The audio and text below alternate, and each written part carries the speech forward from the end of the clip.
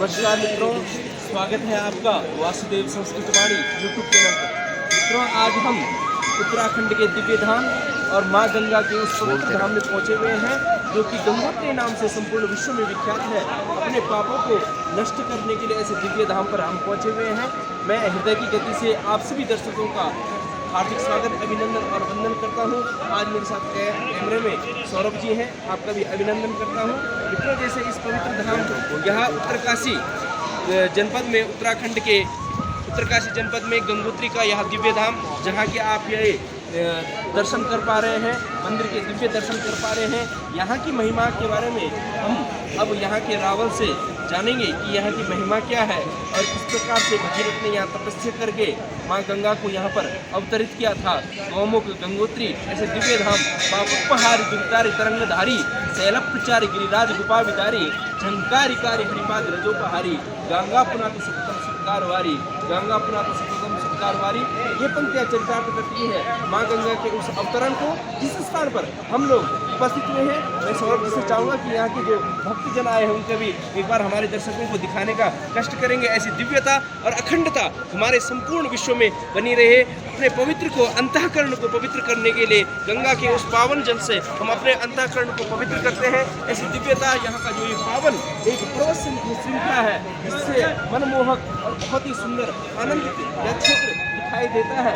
ऐसे दिव्य धाम पर मैं आप सभी लोगों का आह्वान करता हूँ। आइए मित्रों, अब हम चलते हैं, क्योंकि अंदर गर्भगृह में दर्शन के हमें अनुमति नहीं है, लेकिन यहाँ के रावल से हम यहाँ के बारे में, यहाँ की महिमा के बारे में जानेंगे। तो चलिए हम यहाँ के महिमा के बारे में जाने। ऐसे दिव्य स्थान पर आकर के ऐसी दिव्यता को, अखंडता को हम समाज के बीच में स्थापित करते हैं।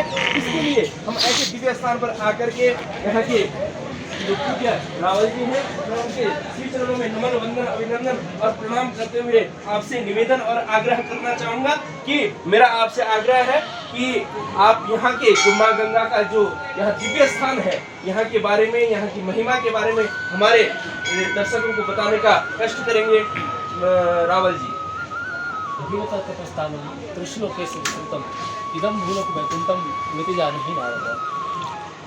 एक बार ब्रह्मलोक में एक गोष्ठी का आयोजन किया गया और उस गोष्ठी में अचानक नारद जी का आगमन होता है और परमपिता ब्रह्मा जी पूछते हैं कि हो नारद, सब कुशल क्षेम तो है?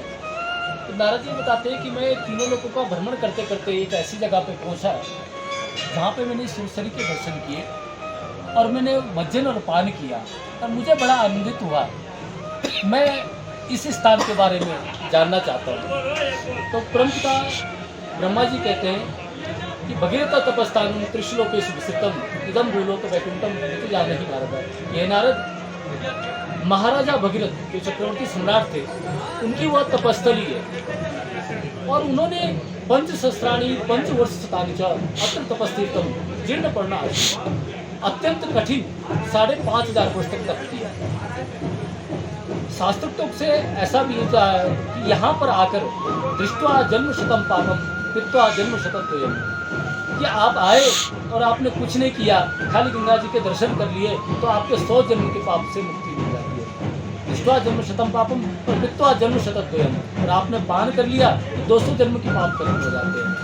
तो ब्रह्मपिता ब्रह्मा जी नारद जी को कहते हैं कि मैंने स्वयं जाकर वहाँ पर महाराजा भगीरथ को सुरसरी का जो प्रादुर्भाव इस भूलोक में सर्वप्रथम हुआ, वह गंगोत्री।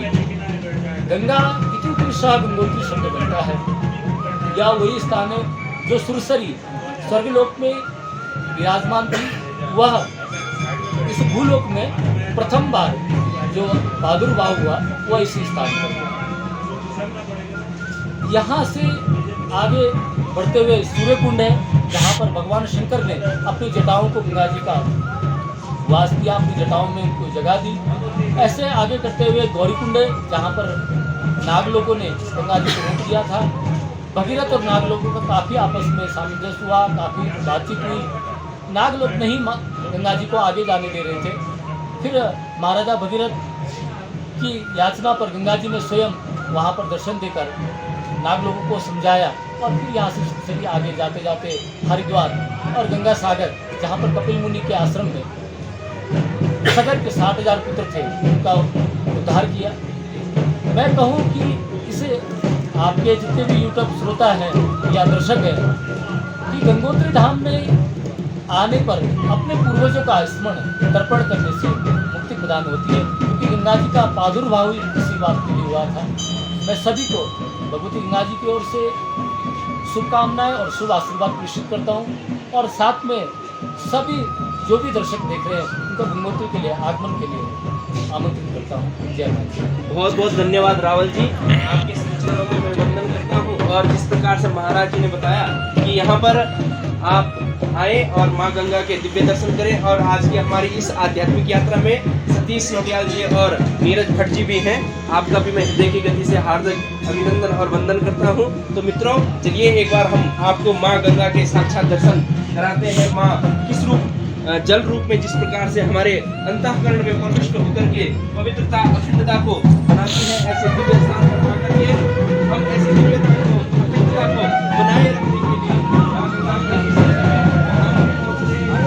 और इस स्थान पर आकर के माता के दिव्य दर्शन हमें करने का भाग्य प्राप्त हो रहा है। ऐसे दिव्य स्थान पर सामने माँ गंगा स्वयं कल कल विनाद करती हुई, कल कल छल छल बहती, क्या कहती गंगा धारा। इस प्रकार की जो ये पंक्तियां रहती हैं कि इस प्रकार से इसको हमारे मध्य में उपस्थित होती है, और ये पंक्तियां चरितार्थ करती हैं आज के इस दिव्य आध्यात्मिक दर्शन के लिए, माँ गंगा की दिव्यता के लिए। क्योंकि यहाँ की जो सुंदरता है उसका व्याख्यान करना हमारे लिए बहुत ही और हमारे पास कोई शब्द नहीं है। शब्दों के माध्यम से हम माता के गुणगानों को आपके दिव्य स्थान पर आप देख रहे हैं। यहाँ के बहुत ही सुंदर माता का दिव्य दर्शन और दिव्यता को हमारे साथ सौरभ जी आपको दिखा रहे होंगे। बहुत ही सुंदर और अखंड दर्शन आपको ये माँ गंगा के गंगोत्री धाम से करने को मिल रहे हैं। ये देखिए पर्वत श्रृंखलाएँ, जिसे कहते हैं कि हिमालय अपना स्थान पर अडिग है, ये वही हिमालय है जिसपे बर्फ की ढिलाएँ स्थापित रहती है, और यही वो धाम है जहाँ पर माँ गंगा की पूजा की जाती है। और भगीरथ ने यहीं पर अपने पितरों के तारण के लिए तपस्या की थी। अब मैं चाहूँगा सौरभ जी से कि एक बार ऐसी शिला की भी दर्शन कराएं जहाँ पर भगीरथ ने स्वयं अपने पितरों के लिए तपस्या करके और ऐसे दिव्य शिला के हम दर्शन करें। ऐसा मेरा सौरभ जी से आग्रह रहेगा कि हमारे दर्शकों को दिव्य शिला के दर्शन कराएं। और मैं चाहूँगा कि आप एक बार इस दिव्य शिला के दर्शन कराएं। और यहाँ के पुजारी जी को मैं नमन करता हूँ, वंदन करता हूँ, अभिनंदन करता हूँ। और आपसे आग्रह करना चाहूँगा, क्योंकि हमारे एक यूट्यूब चैनल है, तो हमारे दर्शकों को बताएंगे कि यहाँ की क्या विशेषता है, टीवी के ऊपर गंगोत्री का या गंगा माता जो है इतनी शिला की क्या विशेषता है।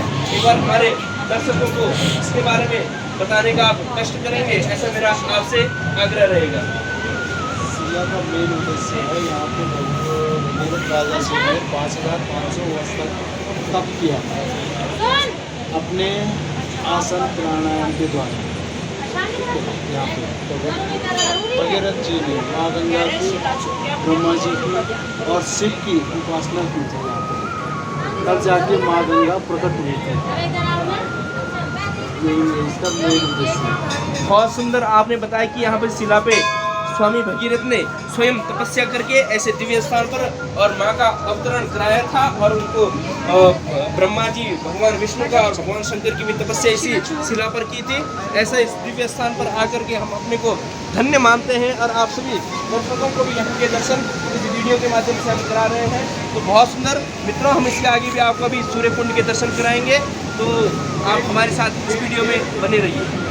हम पहुँच चुके हैं सूर्य कुंड में, तो मैं सौरभ से चाहूँगा कि हमारे दर्शकों को सूर्य कुंड के दिव्य दर्शन आप यहाँ पे कराएं, क्योंकि ऐसी मान्यता है कि जब भगवान सूर्य का उदय होता है तो सर्वप्रथम किरण भी यहीं पड़ती है, और सूर्य अस्त होता है तो अंत की किरण भी जो सूर्य की रहती है ऐसी ही दिव्य स्थान पर पड़ती है। ये पर्वत श्रृंखलाएँ आपको दिखा रहे हैं, तो बहुत ही सुंदर आकर्षक अद्भुत। और ये देखिएगा धाम के चारों तरफ किस प्रकार के आश्रम कुटिया बनी हुई है। इन कुटियाओं के अंदर स्वामी संत लोग, महंत लोग प्रार्थना ध्यान में लगे हुए हैं अपने जीवन को करने के लिए। तो इस तरफ को आगे बढ़ाते हुए तो आप सभी लोगों का हार्दिक स्वागत, अभिनंदन और वंदन करता हूँ कि आप भी आइए माँ गंगा के इस पावन पवित्र धाम में, क्योंकि मित्रों यहाँ पे दिखाने के लिए बहुत चीज़ है, लेकिन अगर हमें आपको ये चीज़ें दिखाता हूँ, लेकिन अपने जिस आनंद के लिए, परमात्मा के जिस ध्यान के लिए मैं यहाँ पर पहुँचा हुआ हूँ, वो काम नहीं हो पाएगा। तो मित्रों आप स्वयं आइए, आपका मैं गंगोत्री के दिव्य धाम में हार्दिक स्वागत और वंदन करता हूँ। स्वागतम, नमो नमः। नमो नमः।